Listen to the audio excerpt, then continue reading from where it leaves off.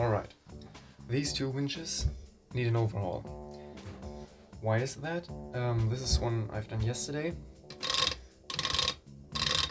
So you can see it easily turns with 2 fingers. And when I turn it quickly, there's no slipping or anything. This one still has to be done. You can't really tell on video, but it's much harder already.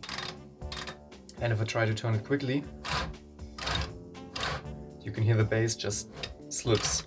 These aren't fastened, so you can easily tell which one turns easier. And if we have a look inside, the one I've done yesterday, it's all clean. Fresh loop in there. No dirt. And then this is how I got them. Here we have all kinds of like dirt and hairs and whatnot in there. And just old grease all around. What do we need? Small screwdriver. Gloves, because this is gonna be messy. Some kind of brush and stuff. And then I have very light oil, which is, it's fork oil. And then some thick grease. For cleaning I recommend some kind of brake cleaner or other alcohol based stuff, and then paper towels and just some old piece of shirt or something. First step is to take the capstan body off. To do that you need the small screwdriver, and then find the beginning of this ring here, hook under it, push it up.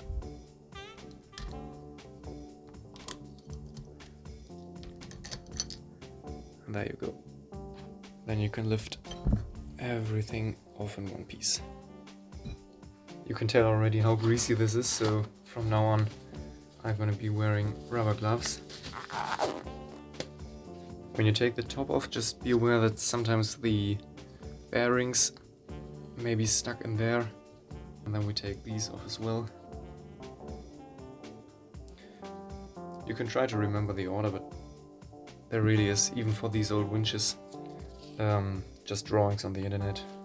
So now on these Lewmar winches you can just lift the pins out and then take the whole gear stack out. And it's the same on the other side. With these, be aware that they are 2 separate parts and there's moving parts inside, so keep a grip on those.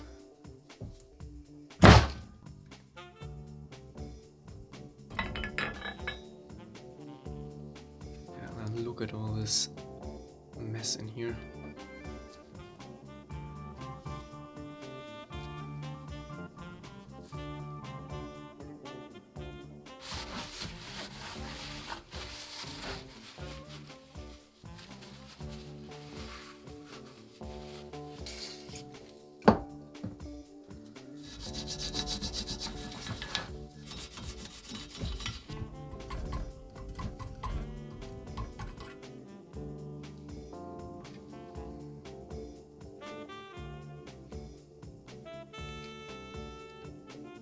So now that we have the main housing clean out of the way, we can set this aside.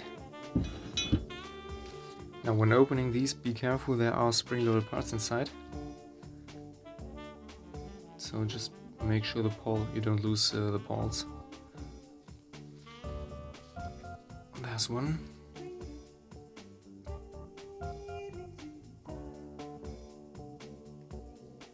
Just pulls out to the top and then make sure you don't lose the spring. Second one just laid in there. And it's broken. Too bad.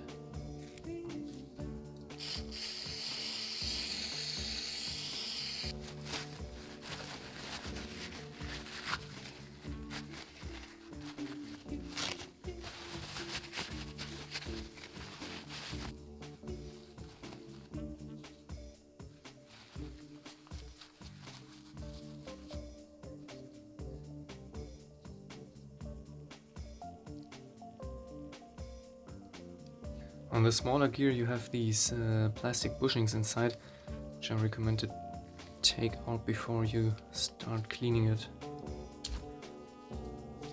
It might be a little bit difficult, but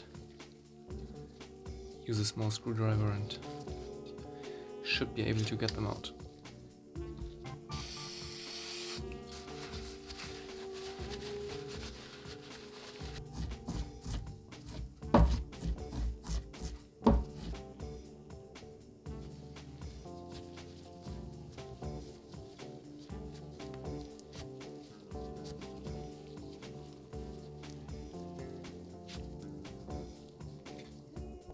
When cleaning the pawls, make sure you get these really clean, because the springs aren't very strong, so these will have to move as easy as possible.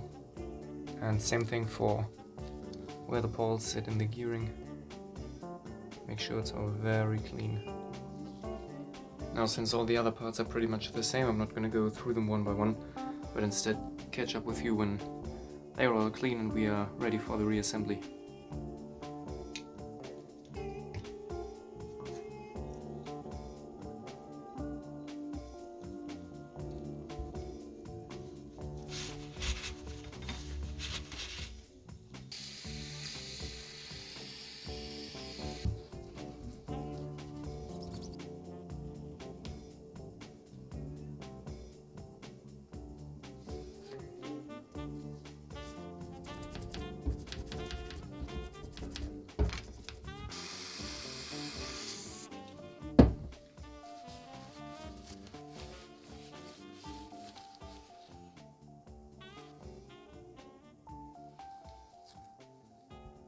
Alright, now we have all the parts cleaned.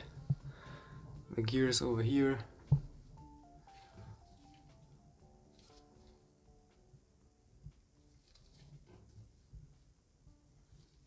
As I said earlier, the areas where the pawls sit, very clean and smooth. Yeah, plastic bushings, cleaned inside and outside. Still looking good. The one broken pawl, yeah, I'll replace that one later. The axle, second gear set, same parts. Then we have the axle with these two captive things, plastic washer on there, also still looking good. And then all the bearings and the housing. So yeah, everything clean.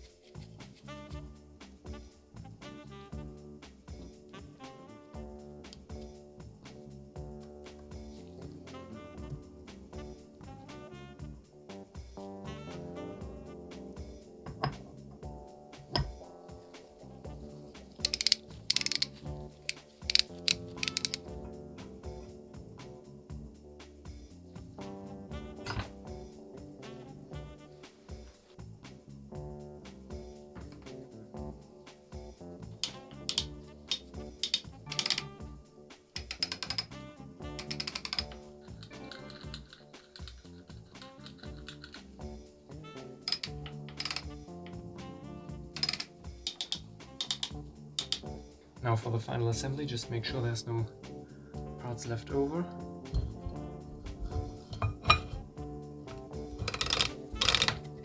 And put the top back on.